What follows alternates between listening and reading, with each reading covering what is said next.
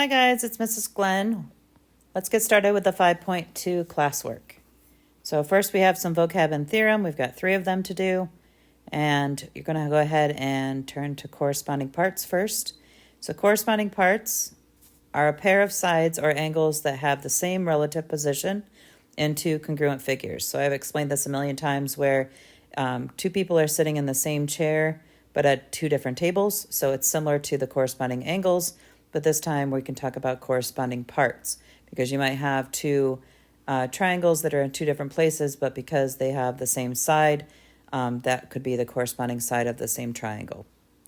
All right, properties of triangle congruence. A triangle congruence is reflexive, symmetric, or transitive. Third angles theorem.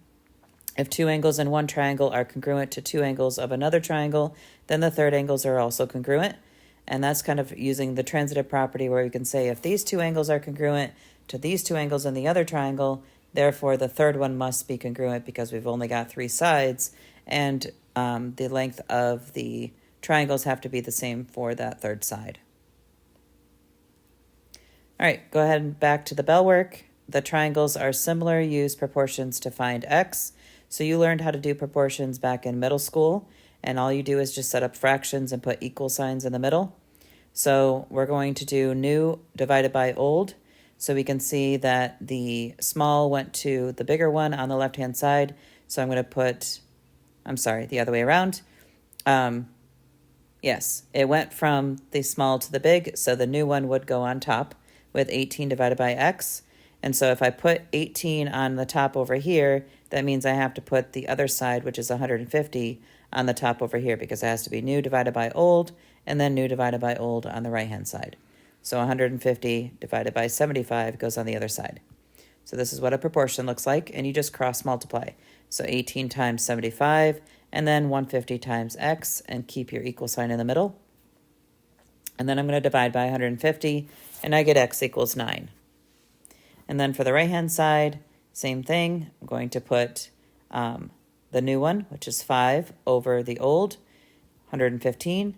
And then that means on the right-hand side, I have 3 on top and x on the bottom. Cross multiply, and I get 5x equals 345. Divide by 5, and you get 69. So those are the 2 answers for the bell work. Let's get started with the classwork. Number 1, write a congruent statement for the triangles. Identify all pairs of congruent corresponding parts. So we can see we've got a lot going on here. We've got angle congruency measures. So angle 2 is congruent with, angle M is congruent with angle Y because they both have 2 little semicircle angle symbols. Angle P would be congruent with angle Z, and angle N would be congruent with angle X. This side is congruent with this side is congruent with this side, and these 2 are congruent. So because they are flipped upside down, the best thing to do is draw it again, rotating it so that you have them in the same orientation. It just makes things a lot easier to look at. So go ahead and draw this again so that you have this triangle underneath it facing the same orientation as the top one. Then you can easily see which one goes with which one, and it's not too difficult to figure out. So now it says identify all the parts of congruent and corresponding. So for the congruent statement, we've got triangle MNP is congruent to triangle XYZ. And then the corresponding angles would be P and Z, M and Y, N and X. And then the corresponding sides would be MN is congruent with YX, NP would be congruent with XZ, and PM would be congruent with ZY. Go ahead and pause this if you need to slow down. Going on to number 2, in the diagram, DEFG is congruent to QMNP. Find the value of x. So we're going to first use the length of DE and see which side it doesn't map to. That would be congruent to it, and you could see that the other side would be QM. So it has been flipped upside down. So therefore 12 feet would be the one that's on top, and then this leg would be the same as this, and these 2 would be the same on that side. All right, so 8 would be equal to x minus 2. So if we add 2 to the other side, you find out what x equals. And then I'm going to do the same thing, but this time for the y value.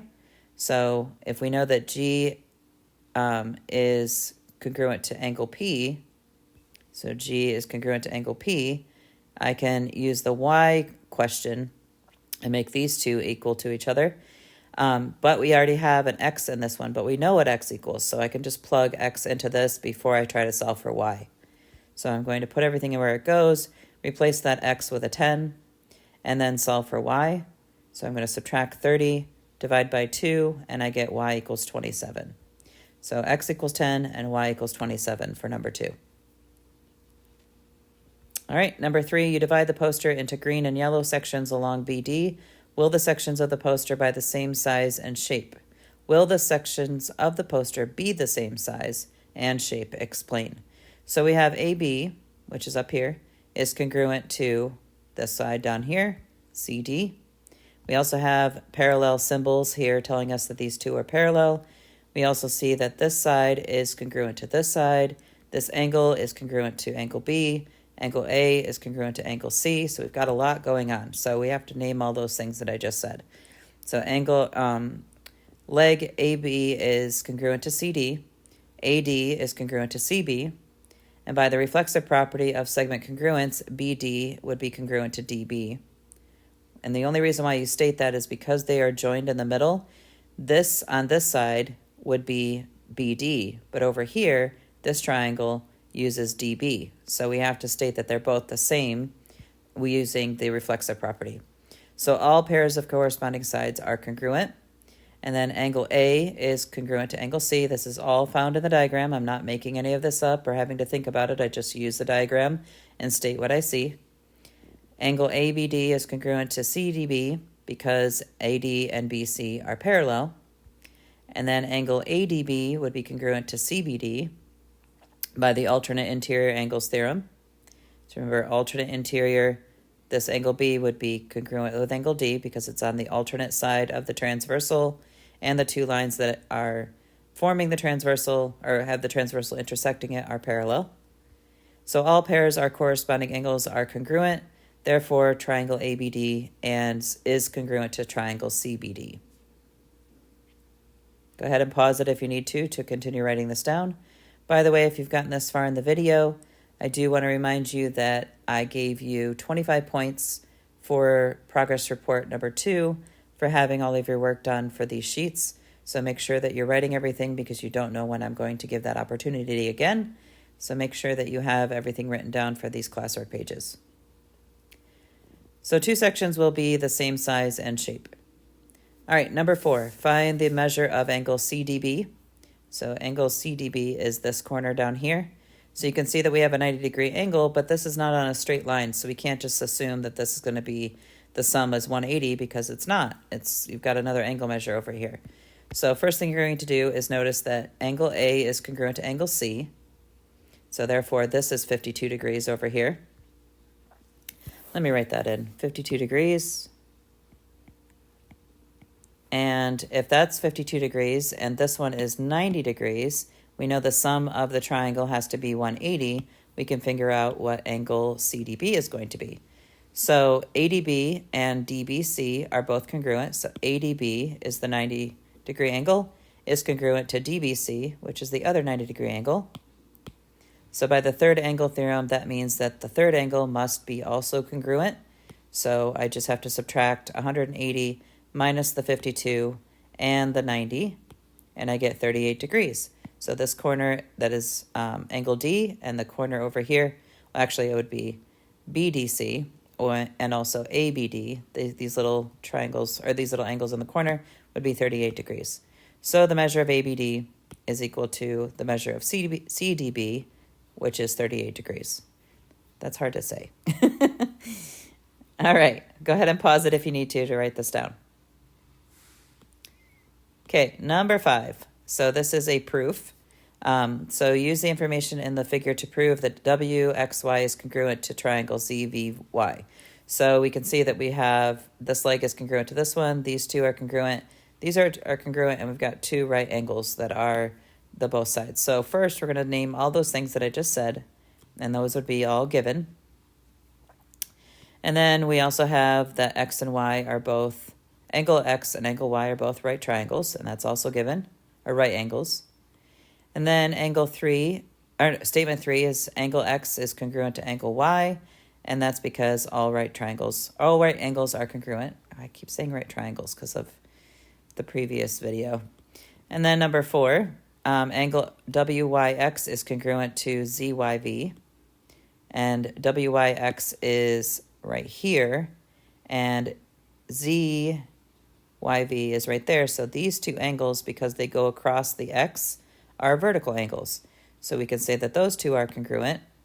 So because we have all the sides are congruent to the other triangle, we have the two right angles are congruent. Now we just proved the middle two are vertical angles, which means those two are, we have 2 angles out of the 3 that are congruent. So now we can say that that third one is by using the third angles theorem.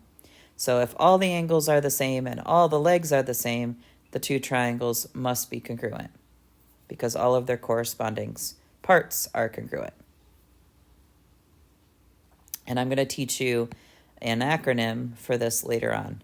But for right now, we're just going to write down all corresponding parts are congruent.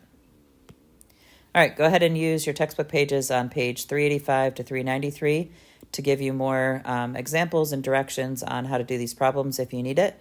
Also, don't forget the QR codes that are on the lesson pages if you need more videos on how to do these questions. And go ahead and go to Big Ideas and complete your 5.2 practice. See you later.